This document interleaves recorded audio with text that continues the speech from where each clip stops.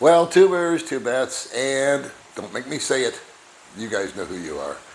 This is going to be a little video about transportation options here in the Philippines, and specifically Dumaguete. I want to emphasize that because Dumaguete is one place where Cebu or Manila or Bohol or Davao might be a totally different setup. And I know nothing about those places. I've only been there, the aforementioned places, for a few days, and I can't speak really with any kind of authority. But I have been here for over 5 years, and so I think I've got a pretty good bead on what works and how it works and what might work best for you. Keep in mind, I don't give advice. I'm only going to tell you what I have found and what I have observed, and I'm going to review some conversations that I've been having with expats that are moving here. I have met a ton, countless amounts of guys in the last few months that are new to the Philippines. And they've got 4 or 5 common questions. Some of it has to do with lodging, some of it has to do with money, some of it has to do with romance. But the topic I want to cover that I also get a lot of inquiries about is transportation. What do I think would be best for them? Now, of course, it's impossible for me to tell anybody else what's going to work for them. But what I want to do in this video is try to relate the pros and the cons and the pluses and the minuses of things that I do know about and have personal experience with.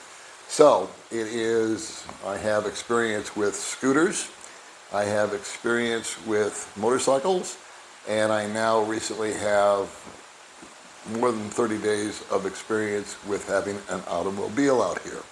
And they all have their pluses and their minuses. So what I'm going to do is, before I did this video, I actually went outside in the pouring rain and did a short little, I think 2-minute clip showing a Honda Beat and a Honda ADV motorcycle, and then just a real quick clip of a Toyota Wigo.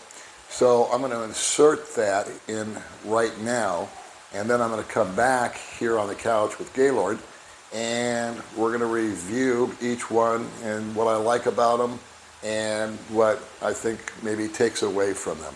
Okay, so we'll be right back. Okay, so this is pretty atypical of a scooter. This one happens to be a Honda Beat. The biggest distinction, I guess, is that floorboard that you see.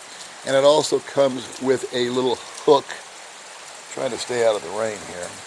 But there's the infamous hook. Comes in super handy when you're hauling groceries. I'll go over the pluses and the minuses of these little guys in just a second. But I wanted to scurry through the video because it is raining, and then I'll get more in depth when I get back on the couch. Okay, so over here is more of a motorcycle. This one is a Honda ADV. As you can see, there's no floorboard, and there is no hook, which to me is a big downside. But the primary difference is that A, it's a 150, so it's got a lot more get up and go. And as you can see, the ground clearance is distinctively different.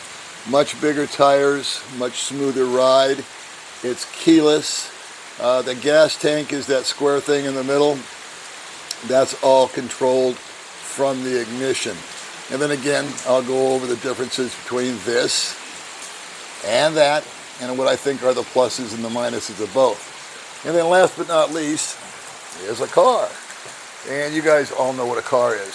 So, a couple of highlights on this particular car is it is an automatic. It has air conditioning, it's got Bluetooth, it's got your usual stereo stuff where you can hook your phone up and do your Google Maps.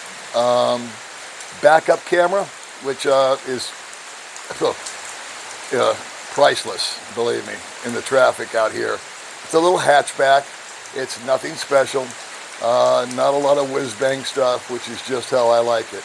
And then what kind of surprised me is it came with a dash cam also. And it's a mighty 3-cylinder. However, that being said, it's got plenty of get up and go for us to get up the hill, and it gets about 50 miles to the gallon. Now, there will be a time in a day, if you want, it all depends on the comments, where I can do an actual walk around on the WeGo. I could do an actual walk around on the little street beat, and I can give you guys a more detailed walk around here on the ADV. But for this purpose of this video, it is just to kind of give you the alternatives that you have for transportation here in the Philippines. Okay, I'll see you back on the couch. Okay, we're back. So the first little vehicle that I reviewed was the Honda 110, and that's the one that May finally learned how to drive, and she scoots all around Valencia on that and absolutely adores it and loves her freedom and autonomy, and she even takes the dog with her in a backpack. And the dog loves the scooter rides.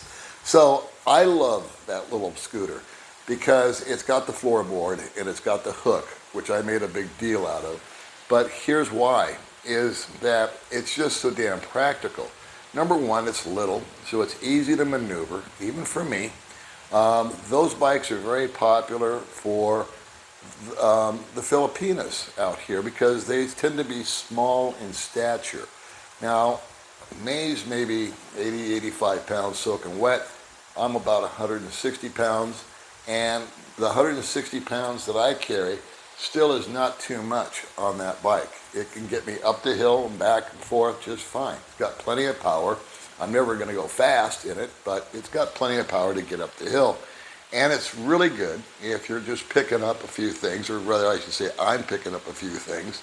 And I use her bike a lot when it's not raining. It's been raining for like 40 days in a row here.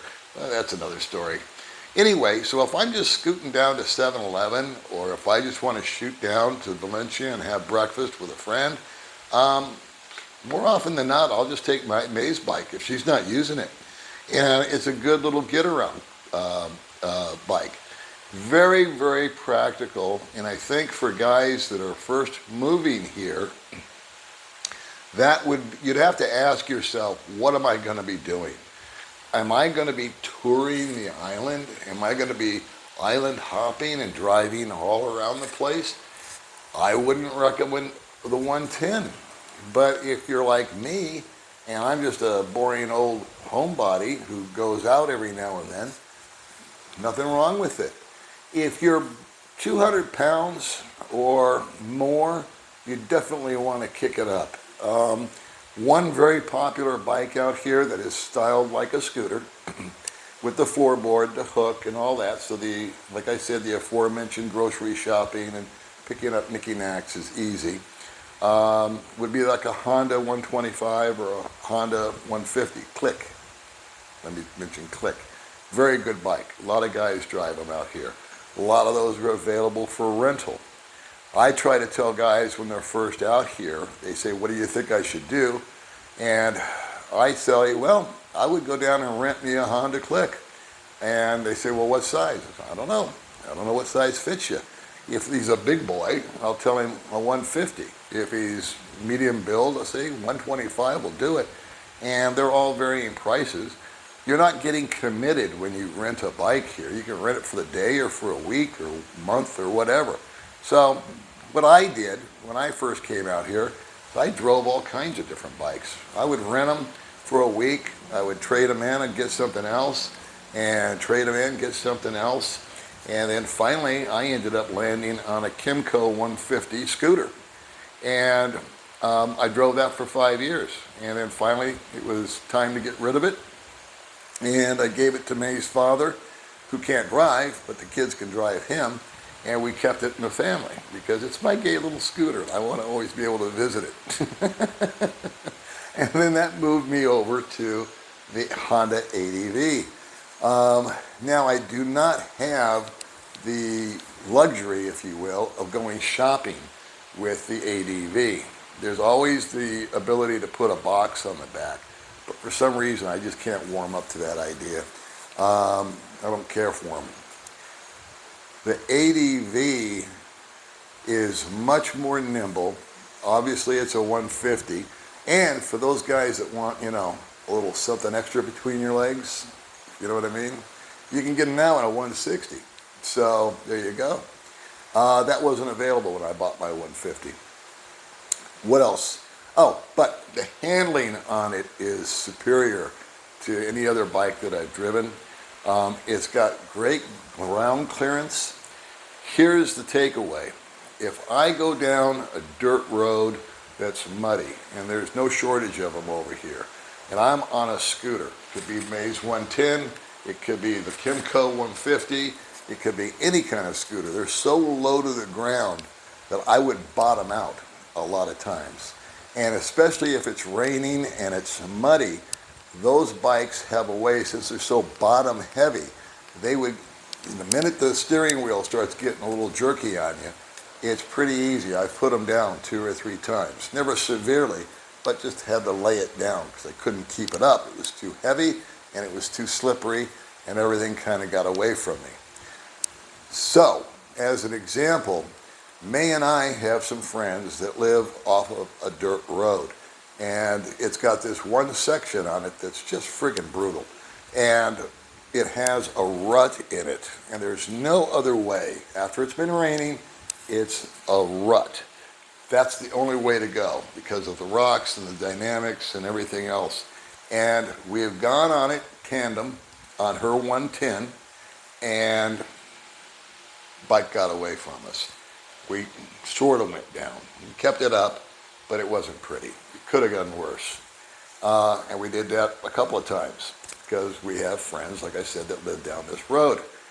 Now, once I got the ADV, and prior to having the car, we hopped on it. We went down the same road. I encountered the same rut. And guess what? I just powered through it. Didn't feel a thing. Bike never got squirrely. We never felt in danger. I was nervous as hell hitting it, but I was just shocked and super pleased with how it handled. So if the dynamics are that you're going to be living in an area that's got a lot of rocky roads, or you're going to be off-roading a little bit, or you're going to go into some places on adventures and seeing some of the sights, I highly, highly recommend a higher ground clearance bike. That's just my preference. And then that takes us to the car. Did I mention it's been raining for over 45 days? When it rains outside, and I'm not talking a little bit of rain, I'm talking it's raining hard, we don't go. If we have the bikes, we just don't go. Number 1, it's dangerous. Number 2, it's slippery. Number 3, I wear glasses. There's no way for me to keep my glasses from not getting wet. If I take the glasses off and hang them from my shirt, now I'm getting blasted in the eyes with water. If I put the shield down on my helmet, it gets covered with water. It's just a lose, lose, lose as far as visibility. And inevitably, whenever May and I go out in the rain, we get sick the next day. I don't know. I don't know what it is about the rain. So I've got a real problem with the weather factor, with the water factor rather, and driving a scooter, and the rain and the conditions and the safety. Now, when it's beautiful outside, when the sun's shining, and when there's no external forces working against us, I love the bike. I mean, that's my preferred method of transportation. Why? If I buzz into Dumageddon on my little Honda, parking, piece of cake. Everywhere I go, there's these cool guys called parking attendants, and they are the most valuable employees in all of the Philippines, in my humble opinion. They are my best friends. I can just wheel up to Evermall. I can wheel up to Robinson's. I can wheel up to a coffee shop, and boom, 7-Eleven. There's a parking attendant, and you just pull up, park, leave. Guy takes it, puts it away. You come out, he pulls it out. You flip in 10 pesos. He's happy. I'm happy, and away we go. So, parking efficiency, and I love the bike. You're going to find this hard to believe, in downtown traffic, as opposed to the car. Why? Because in downtown traffic, There's a lot of stopping, there's a lot of starting, there's a lot of pedestrians. It's just easier visually for me to see and smell and hear everything that's going on around me. And believe it or not, I feel safer on the bike when I'm downtown by the open air market where it's just super crowded and tons of traffic. The number one danger out here, in my humble opinion, in driving a bike is not what you can see, not the traffic. It's the unseen and the unexpected. When I'm just cruising down the highway on my bike and it's wide open, that is actually the most dangerous time for me to be on the road. Number one, I tend to drift off mentally because we're just cruising along the highway. And guess what happens? Somebody zap comes out of a side road and doesn't look to the left. It happened to us, I don't know. We did scoot out on the bike the other day no, it was in the car. We were in the car. I just came out right in front of me. Never looked to his left as I was coming down the hill, and I could have clocked him just like that. That happens on the bike. Two friends recently in 1 week have T-boned people doing just that. Dogs. I had a friend of mine do a video, and I forget who it was that did it, but it was really funny because he titled the video, "The Most Dangerous Animal in the Philippines." Turned out to be a street dog. I was thinking of a python or something. No, it was a street dog, and he's right. They just run out in front of you, and whack, you hit them, and boom, you're down. And that's that. That's the end of the story. So, bikes. In traffic, there are no dogs. There are no people coming out of side streets. And it's easy to see and smell and feel and hear what's going on around you. And you can zip in and zip out. And it's much more efficient, and it's actually less stressful. It's intimidating at first, but after time, I got extremely used to it and I enjoy that. Which brings me now to the car. There are guys that I've been meeting that are of a certain age, like myself, that are just not flat out comfortable on a bike. They also are looking at three-wheeler type of vehicles, chariots, tuk-tuks, etc. I have never driven one, I've never owned one, I've ridden in them, I don't care for them, but that's just my humble opinion. I'm not saying don't do it, I'm just saying that they're not for me. There's also, what are they called? I forgot. It doesn't matter. There's a multitude of vehicles that are available, but sticking to the car is obviously the car of choice for me in the rain.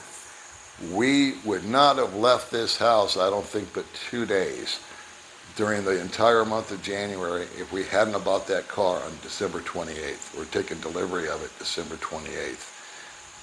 Keeps us out of the weather. It's safe. If I hit somebody, which is my biggest nightmare, they're going to get hurt and I'm not. But just the idea of hurting somebody really bothers me. So I'm super cautious when I drive. I still have very good visibility in it, not as good as a bike. And I love it on the open road. I love it if someone comes out in front of me, I can stop. And again, if there is a collision, one person's getting hurt, but this one isn't. Dogs, if they run in front of me, I love dogs. I own a dog. The last thing I want to do is hit a dog. But if I hit a dog on the bike, I'm going down. If I hit a dog in the car, the dog's going down. And so myself and my passengers are still safe. The downside of a car, well, it's going to be more expensive as far as fuel. It cost me about $4 to $5 to fill up May's little bike. It costs $7 or $8 for me to fill up my Honda ADV. It's got a bigger tank, and they all get 50 some odd miles to the gallon. WeGo gets 50 miles to the gallon. So it's not a killer. We've filled it up twice since we've owned it. It cost about $30 each time. So I'm figuring $60 a month for fuel as opposed to $20, $25 a month for fuel with the scooters, with the motorcycle. Trips. I always wanted to take trips up the coast. I can't do it on the bikes. I'm too old, and the weather's too cheeky. So you can start off and it's a nice day, get 2 hours out of town and hit the proverbial rain, and now you're stopped. At least I am. In the car, I can just keep on trucking. And I can finally fulfill my dream, and we're going to do it one of these days coming up as soon as we get some other stuff off our plate. We're going to circle the island in that car and just take it as it comes. And we're going to see little different bergs and different little places, and stop here for a day and stop there for a day and spend the night over here and check into this place and see places we've heard of but never seen, and just make a 3 or a 4 or a 5 or a 6 or a 7-day trip out of it. I don't know. I'm retired, so it doesn't really matter how fast we go. So that's kind of my spin on it. I think that if you're thinking about a motorcycle or a scooter, you just have to determine what's best for you. Practicality wise, the scooter with the floorboard, the hook, the grocery hauler, if you're just going to be zipping in and out of town, you're not going to take any long trips, I think those are great. And there's big bikes for big boys. Again, I can't review them all here. The little bike, great for the ladies, great for smaller built people. Again, very nimble, very fun to drive, easy to flip around if you're trying to get in and out. Not hard to pick up if you do drop it. Instead of laying there trapped underneath it, as I have been. And so there's no cookie cutter answer for you guys. But I think that if you're a man of a certain age, then 4 wheels is definitely the way to go. Number one, I know you're primarily accustomed to it. I've met guys out here that says, Paul, I've never driven a motorbike, or it's been 50 years since I rode my dirt bike as a kid, etc., etc. So that's kind of my spin on it. I think that a scooter is fun, it's lightweight, it's easy, it zips in and out. A motorcycle's got more clearance, so again, depending on your circumstances, are you going up and down a lot of dirt roads? Are you handling a little rougher terrain? That's going to be a much better option for you. And to me, I think we have got, just by the grace of God and by the fact that I've been here so long, and that one by one we've managed to pick up each, we have the ultimate combination at this point in time. We have a car, which we've been using a lot because of the rain.